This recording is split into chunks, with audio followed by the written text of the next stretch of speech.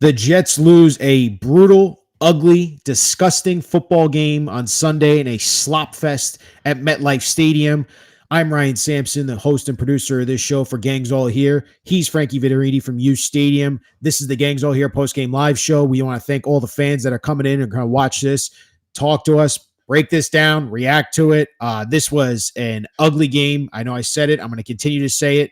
This was one of the worst games I've seen in the last, actually, I shouldn't say that because I've seen some pretty bad games, but that was just a game that the Jets totally gave away. Before we get to anything else, Frankie Vittorini, how you doing, brother? Ryan, I'm doing all right, man. Had a nice night of sleep. I was feeling good this morning. I actually went to the gym this morning. I was all ready to go for this one. You know what? I should have stayed in the gym and I shouldn't have watched this game, to be honest. This game was indicative of all the things that we saw in the first 3 weeks of the season. An undisciplined, not always focused team, a talented team, but not one that really yet knows how to win football games are supposed to win. You're supposed to win this football game. There was no reason to keep this Denver team that did nothing offensively all day. They didn't do a thing offensively. You could have been out there playing quarterback, Ryan, and it would have been the same thing that we saw Denver do with Bo Nix. Would have been the same thing, throwing like a shot put. What are the Jets doing letting a game like this just slip away? But we're going to talk about it. But yeah, I'm not in a great mood, but it's always a pleasure being on with you and the New York Post. So, I mean, not a happy camper. Look, we're not happy. I said to you in the middle of the game, I said, there's no way Bo Nix can beat this Jets football team. And I don't think he did. To be frank, I think the Jets beat themselves in this one. There was a clear, distinct first half. Jets dominated defensively. Offensively, they could get nothing going whatsoever. We were looking at 91 total yards until that last drive by the Jets in the first half. It was going to be one of the worst first halves of football offensively for two teams since 2011. That's what it was going to. And then you saw the adjustments at halftime that Sean Payton and the Denver Broncos made. They ran the ball down your throat, made easy completions, play action, bootlegs for Bo Nix, and they let the Jets beat themselves. That's ultimately what it came down to, Frankie. I want to kill the Jets right now because I think this game falls completely on Robert Salah, Nathaniel Hackett, and Jeff Ulbrich. This was an abysmal coaching performance from the New York Jets. That is a game that they lose every single year under Robert Saleh's tenure. This is a team that comes out on this field today, didn't look like it was prepared at all for it to be rainy, to be sloppy, to be a gritty game. And the attitude that the team played with today, it was a game that they played with that said, we are more talented than you, Denver Broncos, and we're just going to out-talent you. We're not going to out-coach you. We're not going to out-hustle you. We're not going to out-grit you. We're just simply going to out-talent you. And that is exactly what the mindset this football team came in with today for the New York Jets. And that is an absolute disgrace for us Jets fans to watch. For you to lose a game like this today against an inferior football team in the Denver Broncos. Robert Saleh got out-coached in the entire second half. It was a joke. This was a joke performance today. This is a performance, if I'm Aaron Rodgers, I'm going to the locker room and saying, what the hell were you guys doing to get us prepared for this game today? Because they had no answer in the second half to anything when it came to running the ball, the Denver Broncos, and the blitzes that they were going to put in against the Jets offensive line. That was a joke. Ryan, I am so ticked off right now. How many times Bo Nix was sacked today? Zero times Bo Nix was sacked in that game. In that slop fest, he was sacked 0 times. Our guy was sacked 5 times, though, okay? Do you know how many carries Braylon Allen had today? Yeah, I do, actually. 8. Here. He had 8 carries.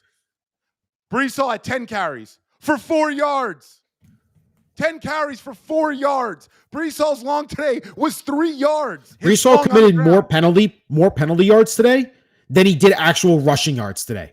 He had two false start penalties against Breece Hall. That's 10 total yards of penalties that he had on the offense. He only contributed 4 rushing yards. I am sick and tired of this team and the undisciplined, mitigated disaster that is on this field every single week. We watch it every single week, Frankie. They had the most penalties in the NFL last year, and they continued it again today.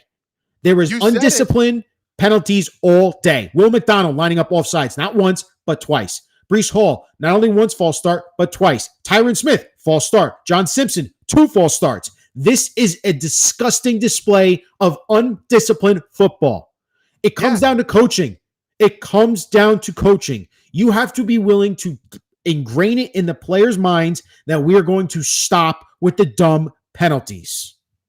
This team needs to understand that when you're in a year that you're trying to win a Super Bowl, or at least trying to make the playoffs for the first time in 14 years, when you have a game like this on a silver platter where it's easy to win, give it to Braylon Allen when you're starting first and goal from the 1. You know Breece doesn't have it today. Breece, sometimes he just wants to run, like we've been saying from week 1. He just wants to get the ball and take it the distance every time. He doesn't have any patience out there. If you know he's in that mindset or mood today, can you get that youngster back there the ball? You were calling for it. We were texting about it. No, he comes in on 3rd down out of a shotgun set.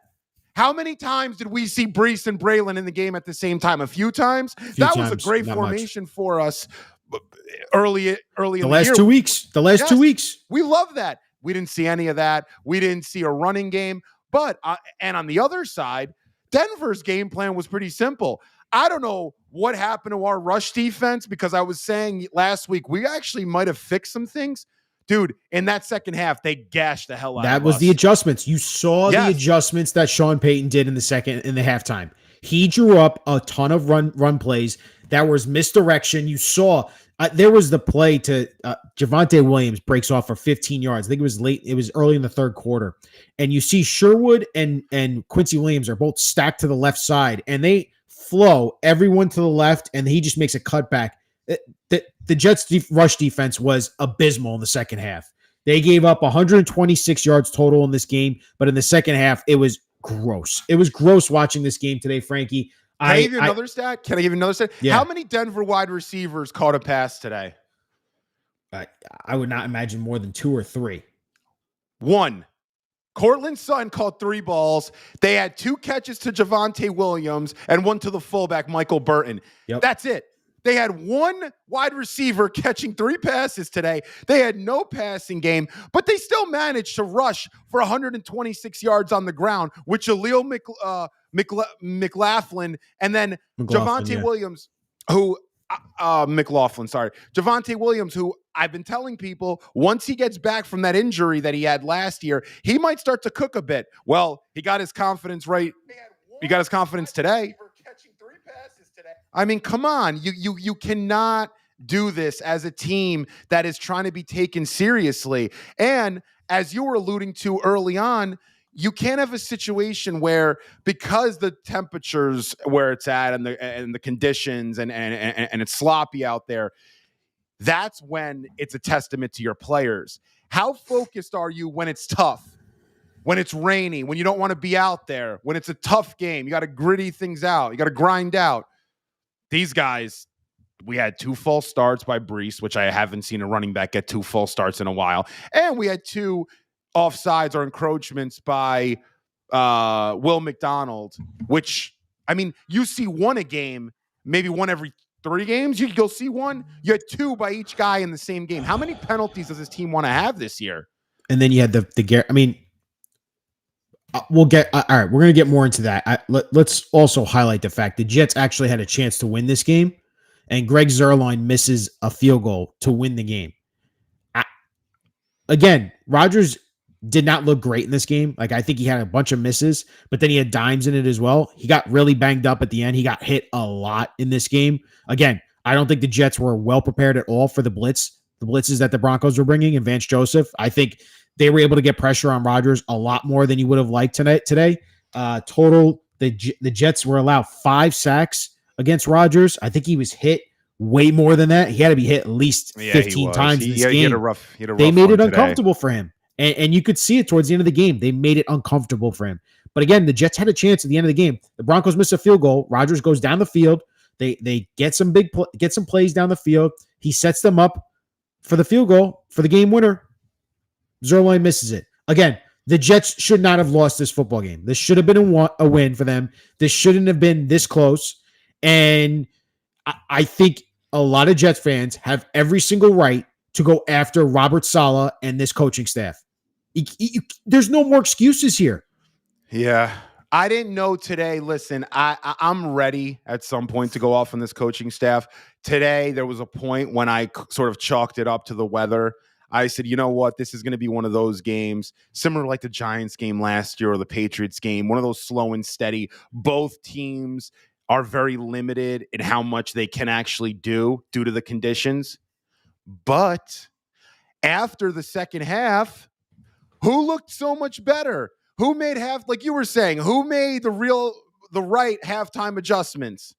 It was the Denver Broncos. It was Sean Payton. It was that staff. That's it. They made the right adjustments. We did nothing differently. We didn't come out and want to run the ball anymore. I said open things up. We've tried to. For some reason, Garrett Wilson and Aaron are just not on the same page, because I think that was part of the strategy going into the second half was, let's get Garrett involved a bit. You saw them trying to get him involved, but him and Rodgers just aren't on the same page. You know what Garrett Wilson's doing? Not to get into, we'll talk about this more, but Garrett Wilson, I'm noticing, he's not running his routes he's not running through his routes. He's not going 100%. He's doing this stutter, trying to get the inside leverage. For the ball at any point. Just run your route, get to your spot. Aaron will get you the ball there. Zach's not here. Tim's not here. Boyle. Flacco's not here. Don't worry about it. Well, what about the drive before the final one? Right? The Jets have a chance to go down the field. I think it was less than 6 minutes to go. They're going down the field. They're actually developing some plays. Rodgers is getting some guys, getting the ball to Conklin and Lazard. And then he completely, like, Garrett Wilson, complete misconception. I don't know if there's miscommunication or what, but in the middle of the field, Rodgers throws the ball and Garrett's not even looking. And we're like, yeah, they're not even looking at each other. They're not on the same page at all. I think this game comes down to, again, Frankie, you were not prepared. One team made adjustments at halftime, and you got outcoached in the second half. One team said, we're going to pound the rock. These conditions stink. We're going to try and get some easy completions for our rookie quarterback, not put too much on him, and just try and let the Jets beat themselves. And guess what? The Jets beat themselves. That's all they did in this game. Yeah. The penalties, the ugly football, the sloppy play, the miscommunication between Rodgers and his receivers, the drops, the short throws from Rodgers. It was just bad football all around. This is a game, if you're the Jets, you watch and you go, this is worse than week one. Week one, you were just out talented and outplayed. This week, just bad. It was just bad. That was a 2-12, 2-14 team. Like, that was ugly football today from the Jets. Can I say something too? Yeah. I'm going to have a hot take right now. There's a player I'm just sick of watching. It's a cool story. He did something really awesome last year, week one. Xavier Gibson. Can you get out off my screen? I am sick of, and I like the kid, and I hope he has a successful career. I'm sick of watching this guy try to make something happen and never does. We need someone explosive back there. There's too many people on this team that can make plays in space. Maybe our starting running back should consider returning punts at some point when it's needed, because that guy in space is as electric as anyone. I know that sounds crazy, but hey, we only scored, 9 points today, so it's not that crazy. Can we get somebody out there as a kickoff returner or a punt returner that can actually do something? Seriously. Then we give Xavier Gibson some looks as a receiver. Why? Where does this guy fit into this puzzle? I don't know. And I'm not trying to be a hater, but I'm just saying, if you can't score offensively and you can't score defensively, and it's a game like this, can we put someone back there that can make something happen? But Breece, let him return a punt today. Why not? That's what coaches do.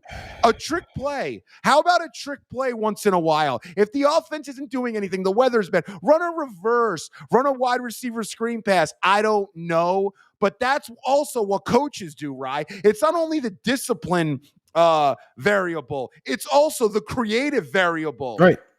You put your foot down and you say, hey, we're doing this play that we've been practicing for weeks. Wide receiver screen to Lazard. He can throw Lazard. Try something. I'm just saying. I know that sounds wild, but you got to try something. So Robert Salah just spoke in the post. He's speaking right now in the post game presser. He was asked about using Braylon Allen versus Breece Hall in short yardage situations. Because if we remember, the Jets get down to the goal line. It's the 1 yard line. Should have punched it in. They tried running it twice with Breece. Gets stopped both times. And I literally asked you, I'm like, Frankie, why aren't we using our beast young running back in Braylon Allen? I love Breece. I think Breece is one of the most talented players in the NFL. There's no doubt about it.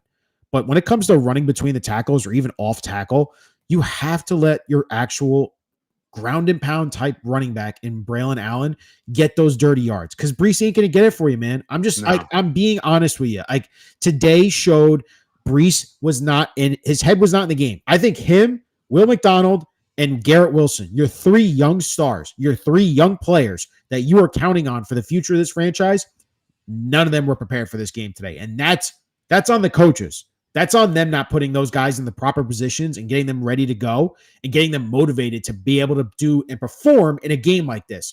Because when you have games like this, Frankie, you need those young guys to make plays, right? Like, Rodgers can only do so much. I'm going to defend Aaron Rodgers because he's the savvy veteran. He's the future Hall of Famer. He's the guy that we brought here to lead this offense.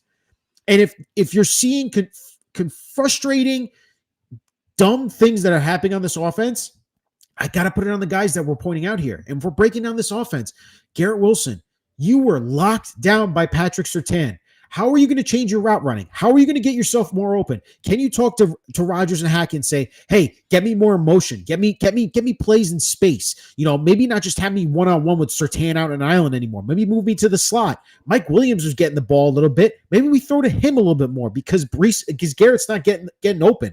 You saw it. I mean, we talked about it, Frankie. Garrett Wilson was not targeted in the entire first half since that fumble. He didn't get targeted the entire first half since that fumble and that first drive. Yeah, I mean, and this is what I think happened. I think when Rodgers saw that fumble and saw that Garrett was just getting completely overwhelmed and shadowed by PS2, I think Rodgers goes, this guy, I'm done with him. We'll figure this out when we get into the locker room. They go into the locker room, they come back out, and they try to feature him a bit more. But feature him a bit more doesn't seem like we're featuring him in the right way at all. But to the Breece thing and to the coaching point, Rye, can this guy be a little bit more patient when he gets the ball? I mean, Le'Veon Bell posted something on Twitter the other day about he never ran full speed in his career. And I know with Jeff fans, Le'Veon Bell's a sour subject because of how it ended here, or how it started and ended here, because nothing good happened when Le'Veon came. Although I do love Le'Veon. But can you look at that film, Breece? Can you go look at Le'Veon film? Can you go look at that highlight tape? Be a little patient. Get your cutback lanes. Breece gets the ball. He wants to make that one cut or no cut and just take it 6. Right. This is not the defense to do that against. This is not the game to do that. Grind it out. Yeah, but I think I agree to an extent, but that's not Breece's. That's not his style. Yeah, you might be right. Maybe that's not his style. I think the Jets they were outsmarting themselves, and they tried to make it happen with Breece when they should have just went to straight to Braylon when they saw Breece wasn't working well, and then they did in the second half. Braylon Allen was the feature back the entire second half, pretty much. They knew that Breece did not have it today. To get the nitty-gritty yards, you had to give it to Braylon, and it should have been on the goal line. Like I said, 1st and 2nd and goal, if you're between the 1 and the 2 yard line, I'm only giving that ball to Braylon Allen. Otherwise, 3rd and goal, I'm going Breece Hall every single day, twice on Sundays. Maybe mix it up and put both running backs in the game. It's a concept that actually works for you guys. Breece Hall, I was going to go through averages per game, right? 0.4 today, which is terrible. 3.4 last week, 4.4 the week before against Tennessee, and then the first week, 3.4. Braylon Allen today, 4.3, whatever, 5.0, 4.7, then game 1, he had 1 carry for 8 yards. But he's averaging over 5 yards a carry. Breece Hall's averaging 3.7 yards a carry. You really don't want somebody that's averaging 3.7 yards a carry taking too many carries. The thing with Breece Hall, though, is Breece Hall, once he's going to have a few games where he's going to take it the distance. He's going to get those 60-yard touchdown runs. He hasn't gotten one this year. His long of the year is 30 yards. So when you invest in Breece Hall, you're making that commitment. For him to get those 60, 70-yard touchdown runs, You got to go through weeks like this because of his lack in vision. He does not have above average vision as a back. He might not even have average vision as a back. I mean, Frankie, this was a defense you're playing that I don't think it was nearly as good as the Titans defense, and you just looked abysmal offensively. How many times did I say to you, the only way you're getting explosive plays is if Aaron Rodgers is running the ball or he finds a dime and he throws a dime. That's all it was. Your running game was non-existent. Plays today that's what it was. Quarterback scramble. That is what it was. It was just, listen, I get it. And we can have that conversation in the future about Garrett Wilson. I think we're starting to see he's not a 1A anymore. He's a 1B. You know, wow, you're going to go that far? I am. I don't care about the corners that are so great. Devontae Adams, he gets open. You know, like guys that are number ones, Justin Jefferson, making that call already. They get open. You're not wrong. I love Garrett. I love Garrett Wilson. I think he's uber talented. But how many times did I see him today in the replays? He's trying to stutter step his way in the inside leverage or the outside leverage. You got to get after that DB. Push him. Get on him. I agree with you. Force him to stay on you. You're too. I'm going to stutter step, and then you go inside cut. And it's like, I can read you as if I'm Surtain. He has an easier time defending that because you're not attacking him. I just don't think the Jets were aggressive enough in attacking that situation. We let them hang around. I was saying this to you. When you let a team like this hang around that wants to kick your ass at home, which is what they wanted to do, they weren't scared coming in here. You think Sean Payton and those and his staff and those players are scared? They're not scared.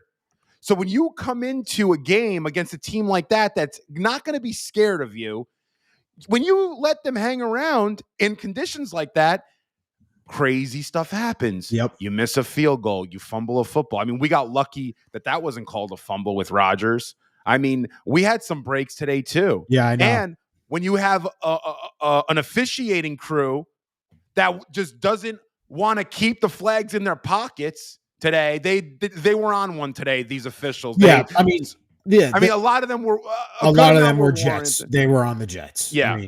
But Rye, I even sometimes I like when penalties aren't called, even if it's for the Jets, even if it's in our favor. These officials need to relax. We're not watching the game for you guys. I'm telling you, you can't get a tempo on either side of the ball.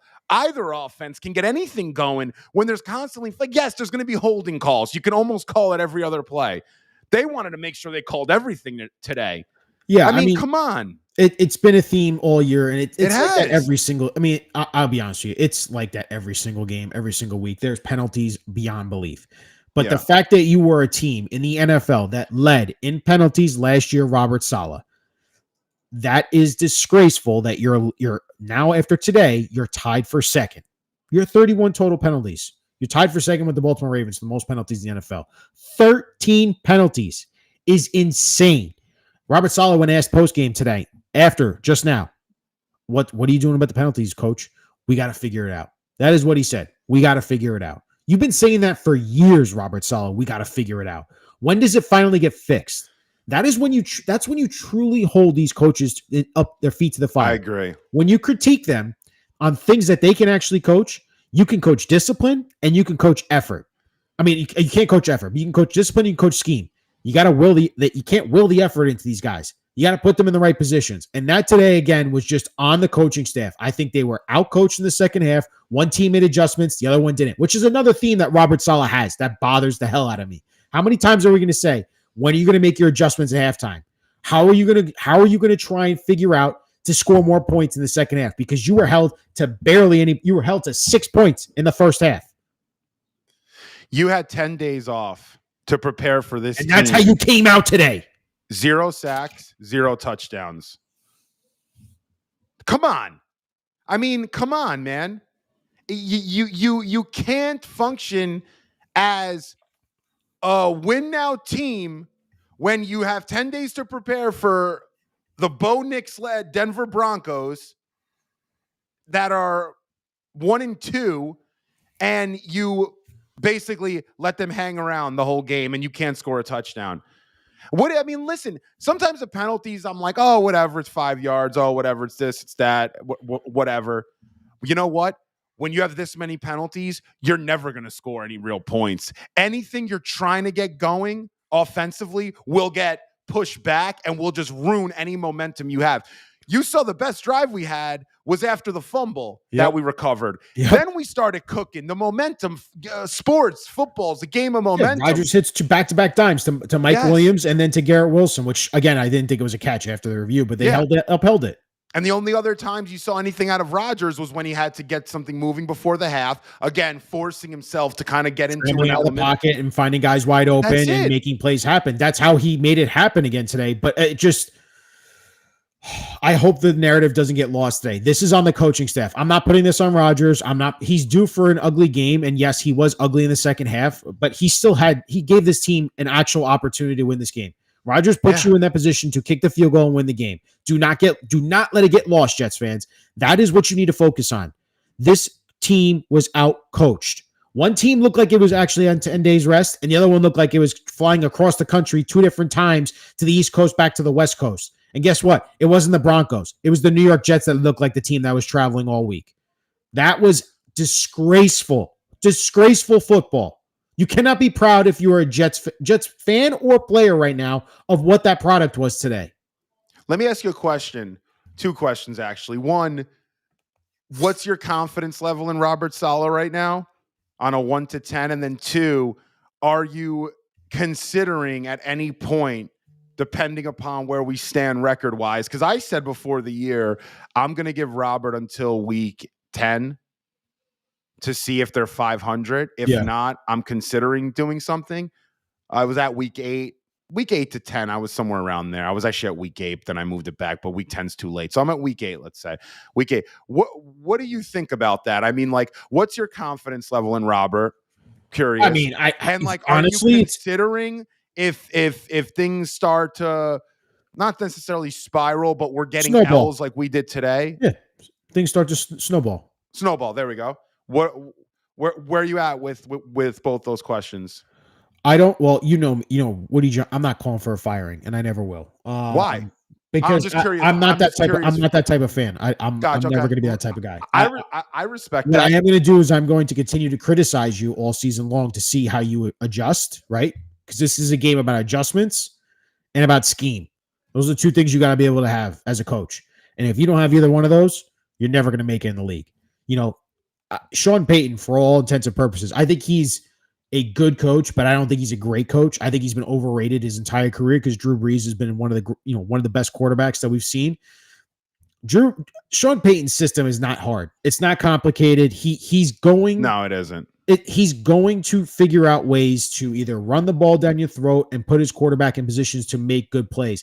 I just today showed one coach was way superior than the other one. My confidence level in Robert Salah right now is probably at a solid 2.5. Wow. So my question is this, though, and I respect what you said. You don't want to be one of those fans that's calling for a head coach at some point in the season to be fired. But if this team by week 8 or somewhere between week 8 and 10 is not at 500, why wouldn't you try to spark things up? Because we're not prepared, because we're committing the most penalties in the league, because we cannot score a touchdown on 10 days off, and we can't sack a terrible quarterback off 10 days of preparation.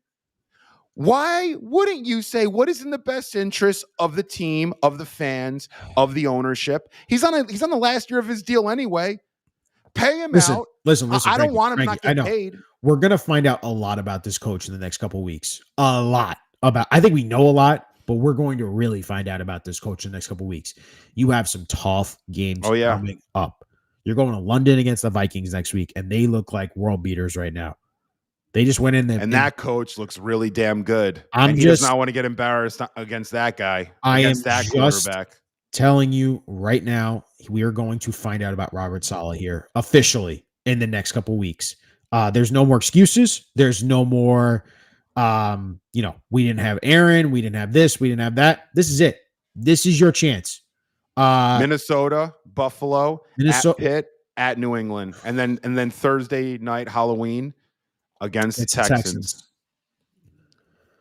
We might do that post-game show over there, by the way, but we'll talk about that. I'm gonna dress up as Robert Salah for Halloween. Hopefully you don't punch me in the face.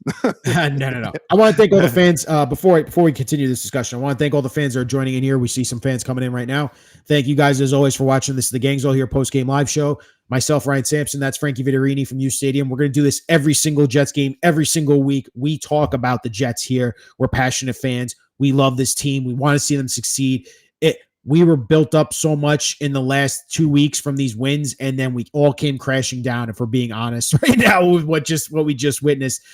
Jets lose a tough one, 10-9 against the Broncos. Not even a tough one, an ugly one to the Broncos, 10-9.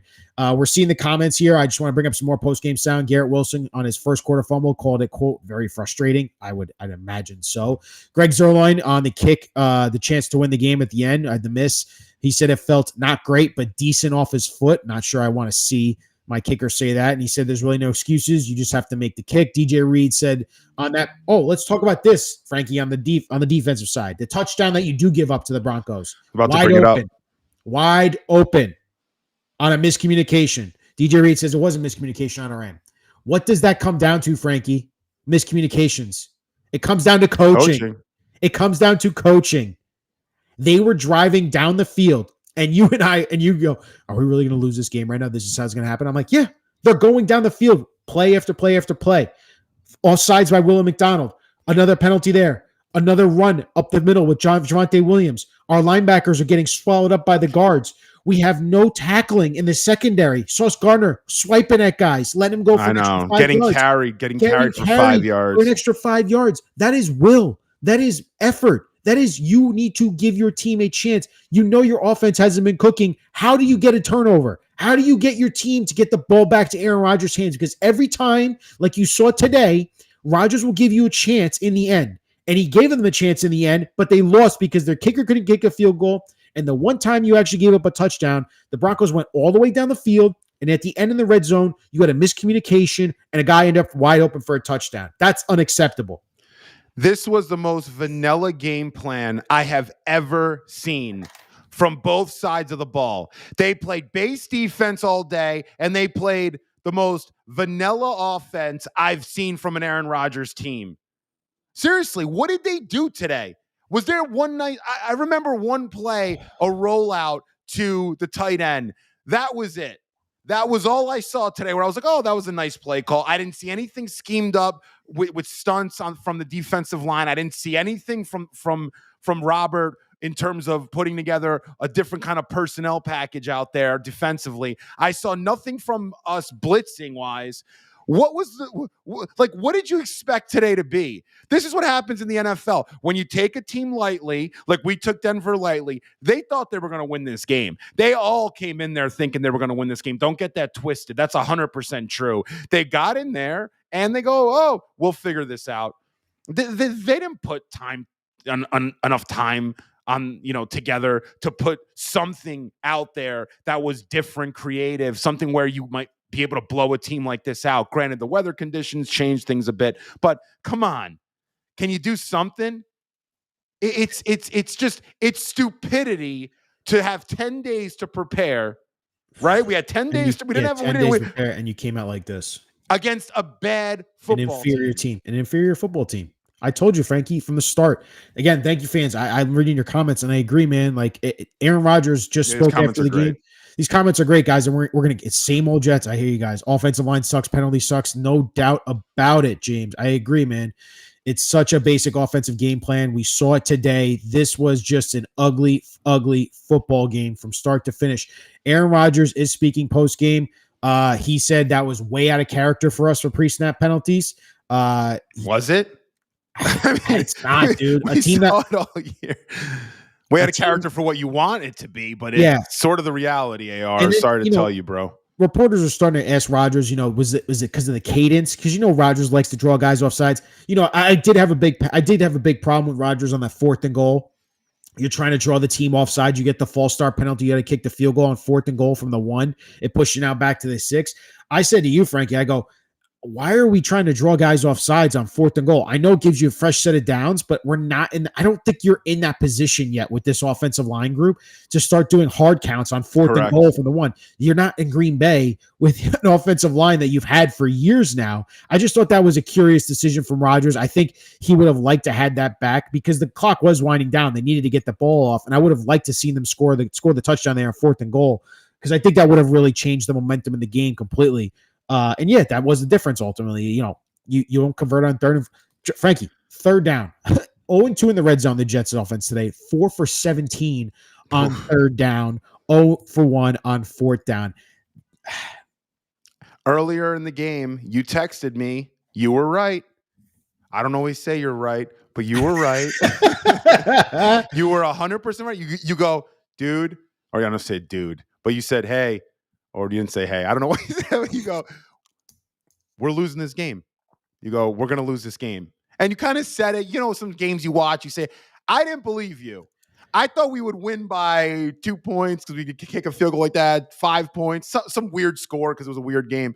But you were right, right? It was right when they were driving down for that touchdown. And you saw that one team wanted it more. Things were clicking more. The coaches had them better prepared. They made better adjustments. And when you said that, and I remember when you said it, it was either the late 2nd quarter, early 3rd. When you said that, and it might have been on that 4th down when we got the false start, you were right. You saw it. And that's just to say that when a fan like you, content creator, is able to see that from your couch or your computer, wherever you're watching the game, that shows you that there's something going on there against a team like that we got to kind of fix something. Yeah. Like if you can make that call, like I'm seeing it too. I chalked it up to the weather. And by the way, you would think these guys were playing in Sandy or something. Like what? Seriously, Bo Nix, if it's raining, the guy can't play a football game? He couldn't even hold on to the football. He could not hold on to the football. Denver better have a backup quarterback that has either really big hands or is great in the rain because this kid can't play in the rain. These guys are fumbling everywhere. Like this was, I wanted Tom Brady to be commentating this game because if you look at some of the games Brady's played in the snow and in the rain, that's not what it was supposed to look like today. Let's just be honest. Even Vegas had the over-under when the game started like 40. Forget 40. They didn't even hit 20.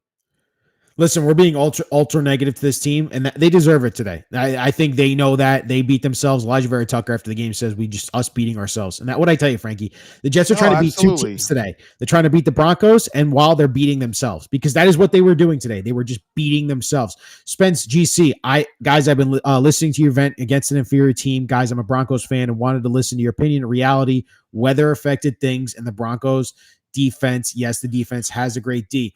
I will say, the Broncos defense has the best corner in football.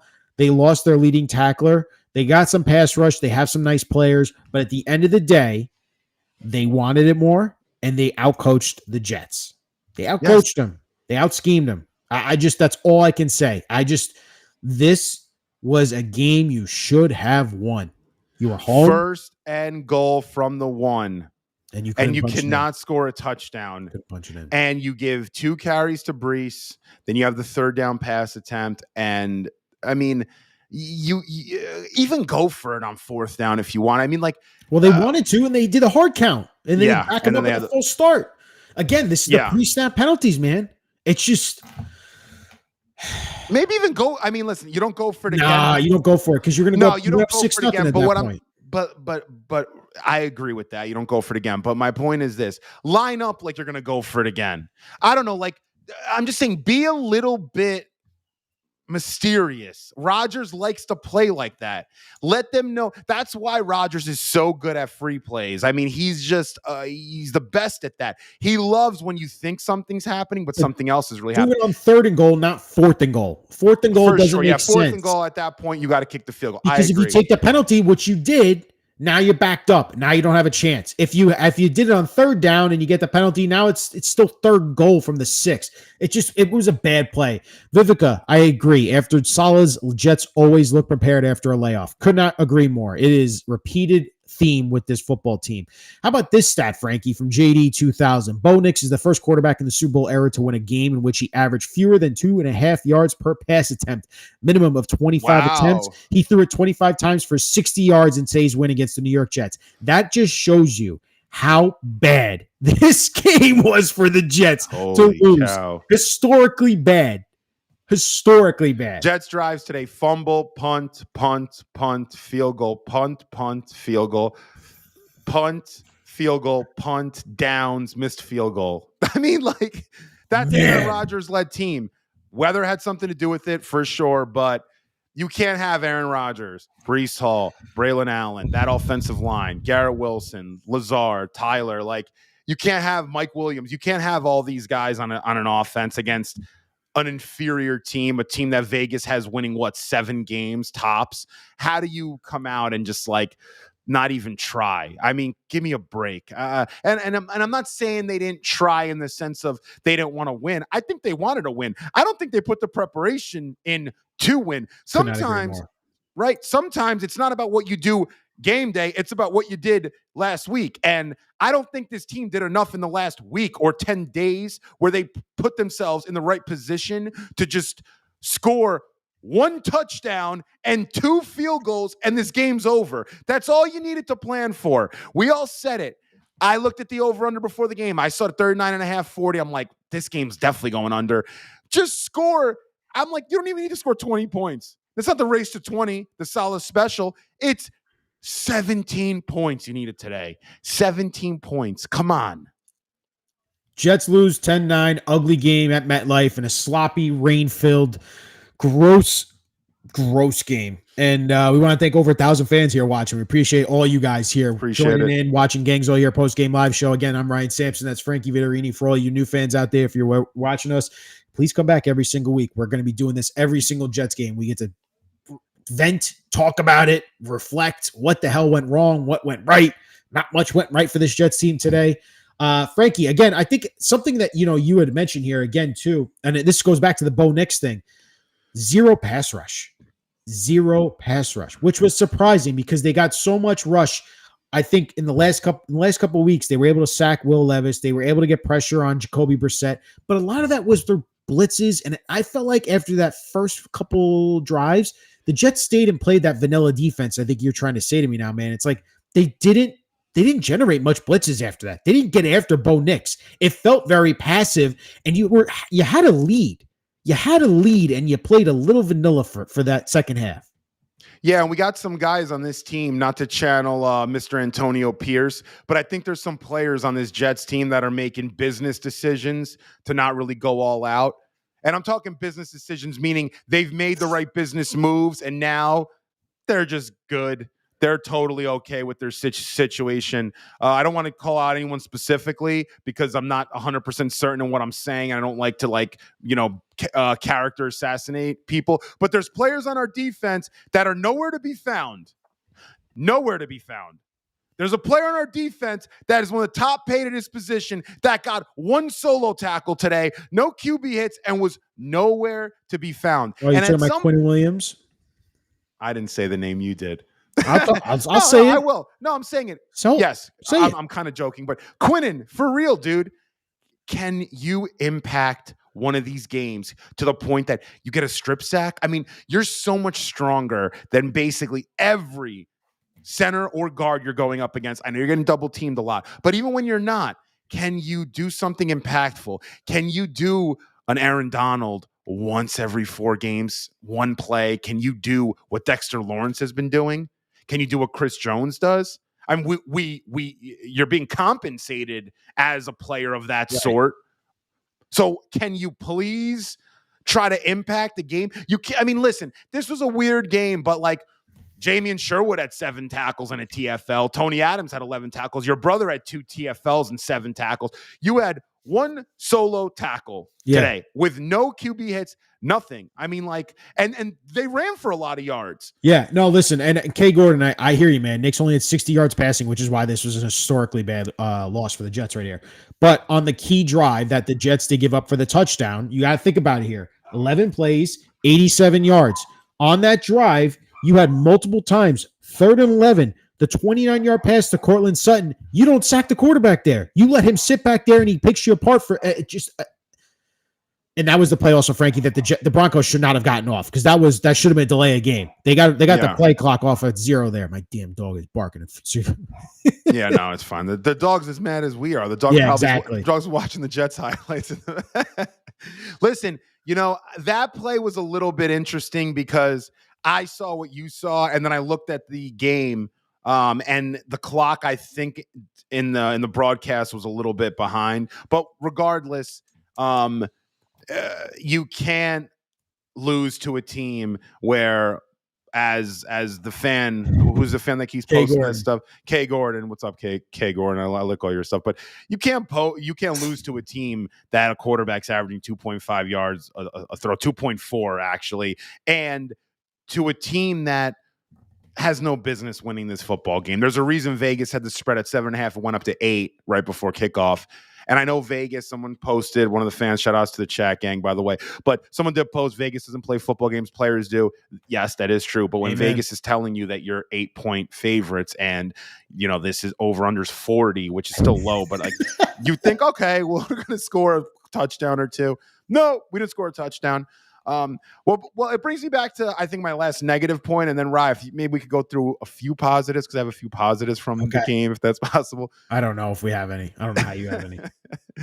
Are you at all concerned with Zuerlein? I mean, yeah, you have to be. He's missed a couple field goals now. I mean, yes. Now, do the Jets, because I'm a big Greg the Leg fan, but Greg the Leg, before he came here, he was being looked at by front offices as being over the hill. Yes. Not someone you should invest in, older. So maybe we're seeing that now. Do the Jets want to start looking at other kicking options, or do you think it's too late? Bottom line, Frankie, he hits that field goal, the Jets win this football game. It would have been an ugly win, but you would have taken it. You would have been 3-1 heading into London for the Vikings. Now you're really in a must-win situation against this Vikings team, which sucks because the Vikings are really freaking good. They look really, really good. Yeah, it's a field goal they should have hit. It's a field goal he should hit every single time. There's no excuses. The rain was slowing down. I understand with sloppy conditions. At the end of the day, you get paid, man, to hit those kicks. And he understands that. I do want to play you some sound here, Frankie, before you get to your positive. This is Aaron Rodgers discussing, the Jets ultimately blowing this game. Kind of reference Wednesday, people were singing your praises as a team after the Patriots game. Did you sense any kind of letdown? No, I didn't. No, not at all. No, that's a really good defense. But when your defense holds them to 10, you gotta win the game. Can you hear that, Frankie? I feel like I'm not. That's on the offense. It's on me. Not good enough. I see where he's coming from, and I understand that question too, where that's trying to point at, was it a letdown? Were you guys not prepared? XYZ. Aaron saying, no, don't go there. We were prepared. Everything was good. We should have won the game. Things happen. Hey, we'll find out. I tend to side on there's a preparation issue, but I'm not completely sold there yet.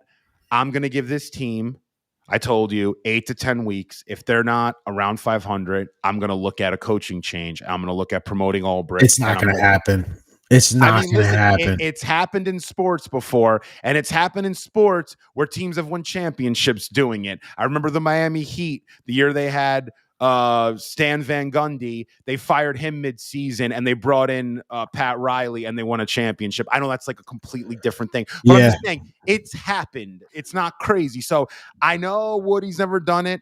Maybe Woody should do it. Maybe that's why you're not looked at as like a premier owner. Not to bash Woody, but maybe that's easy. This is only week 4. I don't want to go there yet. We're calling for coaches, and we're calling out owners right now. I'm just saying, I want to win a Super Bowl this year, and I think this team can. That defense is awesome. Are they generational? No, but they're awesome. That offense with Aaron is very, very good and can be elite at times, like we saw last week.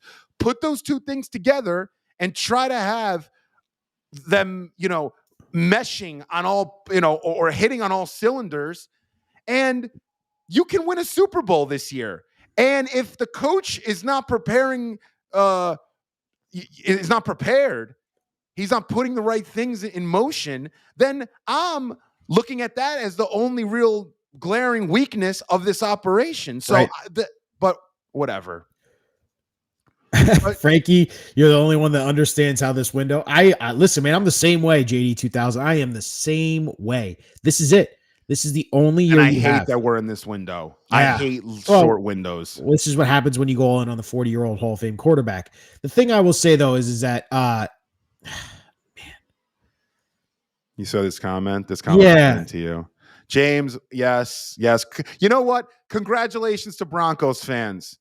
Can we give them a little congratulations? It's okay. It's okay to admit you lost a game you shouldn't have. You guys beat us today. Congratulations. They have won 2 road games.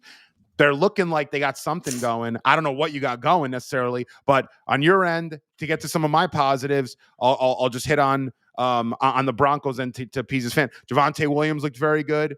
Bo Nix has a lot to work with, but I mean, he stood in there strong in the second half and tried to make some, big throws. Cortland Sutton had 3 catches for 60 yards, the only wide receiver on your team that caught a ball today.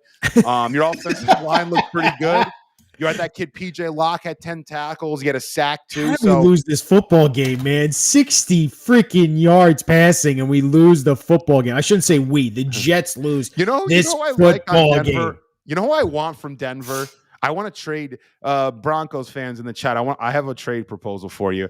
I want that Zach Allen guy. I want Zach Allen, number 99, that big boy up front. We'll give you let me look. We'll give you Chuck Clark and a 5th-round pick. How about that? We'll send Chuck Clark. You don't like Chuck Clark at all. Whatever. But yeah, on to the Jets positives. Mike Williams came on today. So Yeah. I think that's something we can look forward to. Mike Williams looked like he was in the flow. He was with he was with it he had more mentally. chemistry than Garrett Wilson did with Rodgers, which is It crazy does. It looks considering like him these and guys have Rodgers- barely played together. Absolutely. It's all training camp. Yep. Veteran. Mike Williams is a veteran. Garrett Wilson's playing like a rookie. You know what I mean? So I get it from Garrett's side. This is a totally new system, a really, really quality quarterback. Got to really run your routes. You're not going to get the ball. But it's nice to see Mike Williams have that chemistry. Mike Williams today had 4 catches for 67 yards. Lazard continued to do kind of what Lazard is, 5 catches, 58 yards. So he kind of had a little That's nice fine. He game. moves the chain. So he moves the chains for you sometimes, man. How about Yeah, that third down? Rodgers, 3rd and 8. I think it was 3rd and 8 or 3rd and 9. And he's making adjustments on the field. He's telling guys, hey, this is the route you're going to run. This is the route you're running. He's sliding his protection all the right because he sees the Denver Broncos blitz coming. He has everyone slide to the right. He knows that extra defender because they're bringing more than we have to protect, right? What he does, and this is something I learned from Matt Hasselbeck when I worked on Sunday NFL Countdown. He put himself in that position because he knew the pressure's coming to the left. I have to move all my protection to the right because I'm outnumbered over here. I know I'm counting up in front. How many blockers, including the running back? I don't have enough to block their 7. We only have 6 to block. I'm going to sprint. As soon as I get that shotgun snap, he sprints right to his right to buy enough time to throw the ball in a quick slant and gets the first down. I just said to you, I mean, that's surgical. That is high IQ football. You don't see that being played by anyone anymore. That is Brady. Too. That is Peyton Manning. That is Aaron Rodgers. That is high IQ football. That is what you love to see, and I want more of that, and I want to see more of that. But like you said, Mike Williams, I love that. Big game today, man. That was a great breakdown, dude. You learned a lot from Matt Hasselbeck. I'll tell you what, you're going to learn a lot more from Matt Hasselbeck than you will from me. But no, that's a great breakdown, dude. And I think Aaron's starting to really come on. I hope he's fine. I don't know. Was there any update as to what happened there? Aaron said, so yeah, up a little. Just watching, just following up on some post-game stuff. Aaron said he's fine, just a little banged up. He should be good. Again, other things he said with Garrett Wilson and Xavier Gibson not being on the same page. He said just not on the same page, for those 2 plays. I think it was a little bit more with Rodgers and Wilson. I think you made a great point, Frankie. And again, for all the Jets fans joining the show, please watch this back if you don't get to. But Frankie made a great point about, the fact that Garrett Wilson was not targeted in the entire first half after that fumble. I think Rodgers, to your point, said, let's not force the issue here and make a bad mistake because Rodgers is smart that way. He won't force the ball for turnovers. I'm not going to target Garrett because we're not on the same page here. And they made some adjustments at halftime and try to get him the ball a couple times. Man, what about that one play though? They do the motion, him going behind the line of scrimmage. He goes out into the flat and Rodgers hits him in stride and then Garrett tries to cut back on Surtain and juke him, and Surtain just knocks him on his ass. And I said to you, I go, dude, cut that upfield. Why are you trying to juke him? Like, get the ball in your hands and go upfield. That is it. Surtain's on you like a shadow right now. You know what I mean? I think those wide receivers today, outside of Mike Williams, were completely overwhelmed by that Denver secondary. There was no separation out there. None. And Denver's secondary is very good. Outside of Surtain, too, that other kid, McMillan, is very good. They were fourth coming into the game in PFF in terms of coverage grades. They're very good. And you're not going to Garrett did that little juke in when he, for some yak. You're not playing the Giants secondary in a live scrimmage. This isn't a practice, man. Like, you're not going to get away with that against Denver. And I think Garrett's having a little bit of an issue kind of transitioning from the Zach Wilson, Mike White, Tim Boyle, Joe Flacco days to the Aaron Rodgers days. And I think, though, once that happens and we see that and we don't have a game like today, and listen, I'll say this to kind of make an excuse for today, a game like this, as sloppy as it is, the temperature, the weather, the rain, the conditions, it's wet, it's sloppy, it's foggy, whatever the heck's going on out there, it's very difficult to judge a team in a game like this. The one thing you can judge them on is how focused are they? Are they able to do the little things, not get encroachment penalties, not get offsides, not get false starts, not get penalties, because that's stuff you can control pre-snap. Right. But a lot of the stuff post-snap, like not seeing Garrett go off today or not seeing Breece have a good game.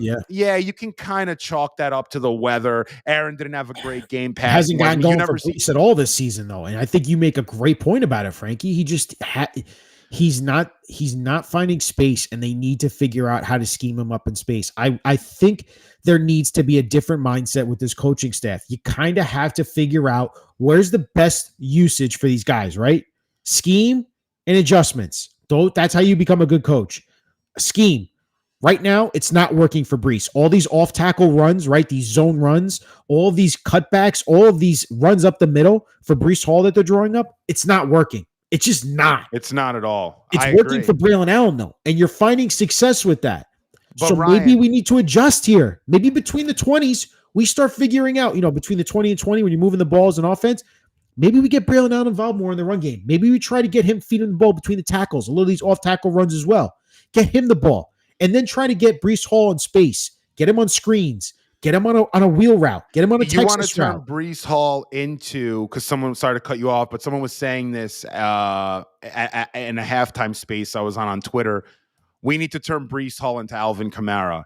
Now, when you do that, though, you stop, feeding him 15 to 20 times a game in the backfield potentially, and you start putting him out in space. And when you make that decision, you also need to make sure that Hackett and the offensive staff is able to put him in those positions. Right. I don't think they're ready to do that yet.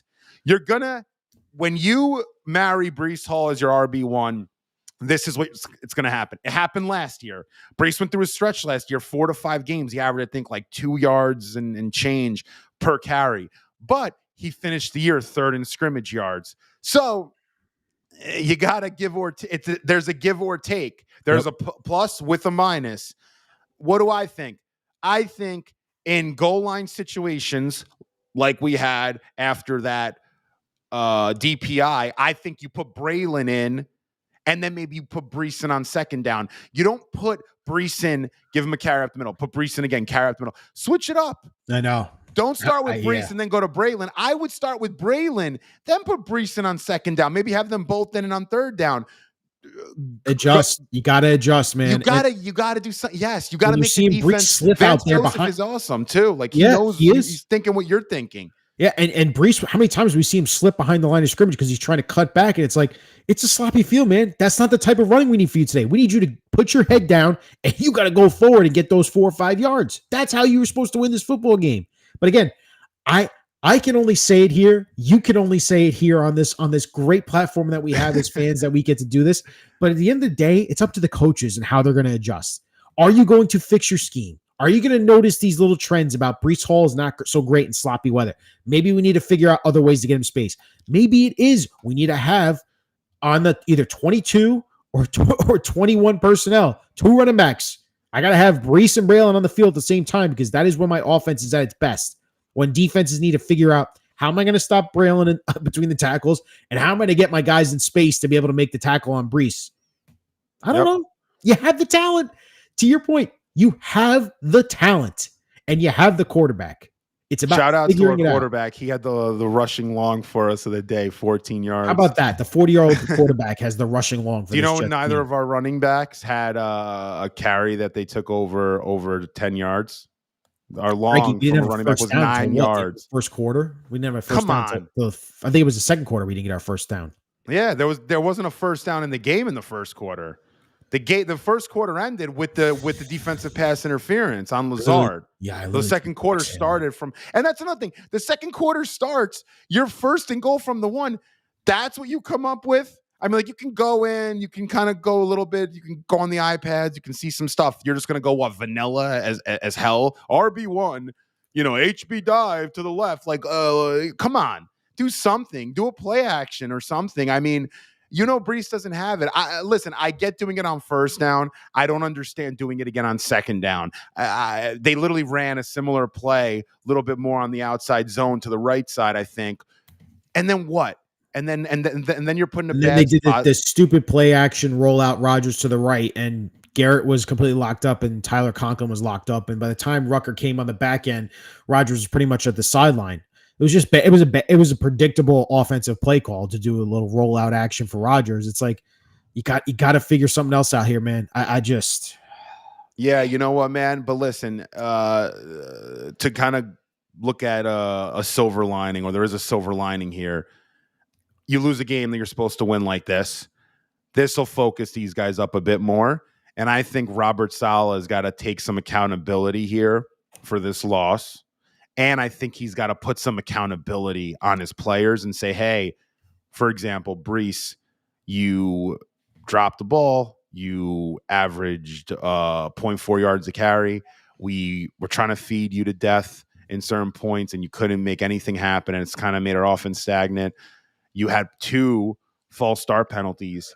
We're going to come out next week, and we're going to line up you and Braylon together in the backfield. I mean, that's what I'm saying. Like, do it. Like, just let him know that you're not a finished product. And that's another thing with Breece. I love Breece Hall. I would take maybe 2 running backs, 3 in the league over him if I'm starting today. But taking Breece Hall right now, if I'm a coach, I have to look at his trajectory and him, and not where he is today, but where he can be in a year or 2. He needs to get better. He has not gotten better since his first year here. Yeah. From his first game, he looks exactly the same. He's just an incredible athlete. He's got incredible balance, but he lacks some vision. They need to get this guy in the film room or make him watch some Emmitt Smith highlights, some Curtis Martin highlights, watch some freaking Le'Veon Bell. Seriously, be a little more patient. We got the big bodies up front. Be patient. He's always in a rush. He's on 1.5x YouTube speed. By the way, don't watch our show on 1.5x YouTube because with me on 1.5x, I'm already on 1.5x. So no, but seriously, Rye, like I know this guy's got to get better. It's him. Braylon looks better than him up the middle. It came down to like I said, every football game comes down to a couple plays. The missed field goal. The fourth and goal, hard count that leads to a false start that ultimately ended up in the field goal. So you missed scoring the touchdown there. The broken play that led to a touchdown for Cortland Sutton. Those are 3 plays right there. If you have them go the opposite way or in a positive for you as a Jets team, you win this football game. No questions about it. Again, Jets fans, we appreciate you as always for watching this Gangs Over Here post-game live show for us. They have an opportunity here to turn this around, play well, and go win a football game in London against a very good Minnesota Vikings team and help turn this thing back around. Because right now you're sitting at 2-2, and you have a great opportunity with the Dolphins down. The Patriots are no good. The Bills are the Bills right now, and you're not gonna beat them until you prove it. But right now you have to go out and smack the Minnesota Vikings in the mouth because you're going up against Sam Darnold, who looks like he's a baller right now, a guy that was in your facility, you drafted him, you let him go. Now it's time. Now it's time for you next week to go figure out how you're going to win this football game. You have to win that football game too in a certain way. Like if you won today, you could afford losing next week and going 3-2, which was my prediction. After 5 games, I told people, not to say I'm right or whatever, I told people they're going to be 3-2. Oh, why not 4-1?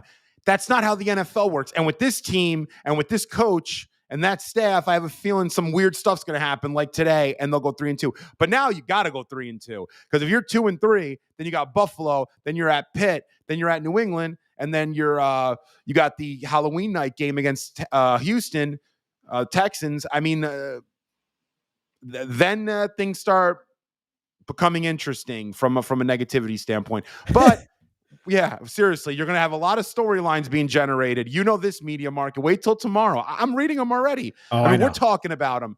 Watch it. When things get negative in New York, we do it the best, baby. We're the most negative. We're the most extreme when things are bad. We love to complain.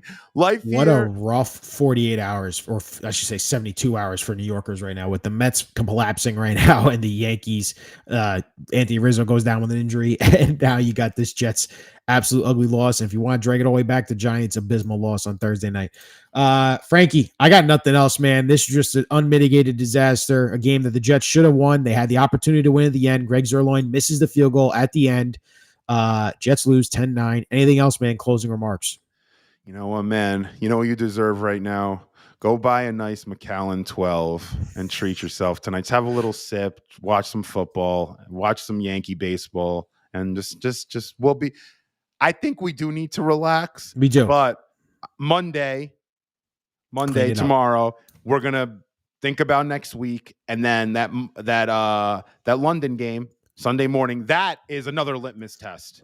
That is, to me, another test of what is our coaching staff going to do now that we have to go travel and we have to play a team that's super hot against our old quarterback, an old guy that we actually had in the building here too. Let's see what happens. Rodgers has had some tons of success against Minnesota. Go win that game, please. Go win that game.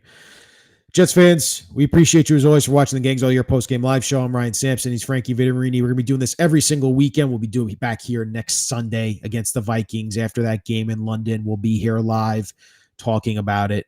Appreciate all of you for joining the chat, for all your comments. This is the New York Post Sports YouTube channel. Coming here every single week. Hit that like, hit that subscribe button.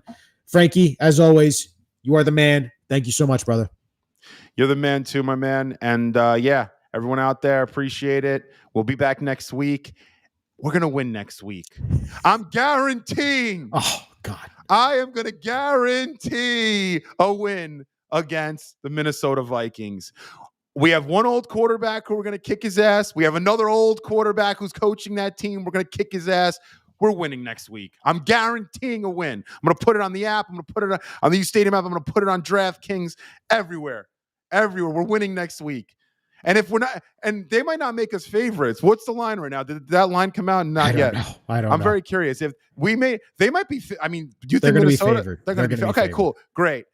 I like that, because then I bet the money line, so I'll get a little bit more back. That's it. Make them favorites. Do me a favor. I'm smashing the Jets next week. We had a lot of Jet fans in London. We're gonna win next week.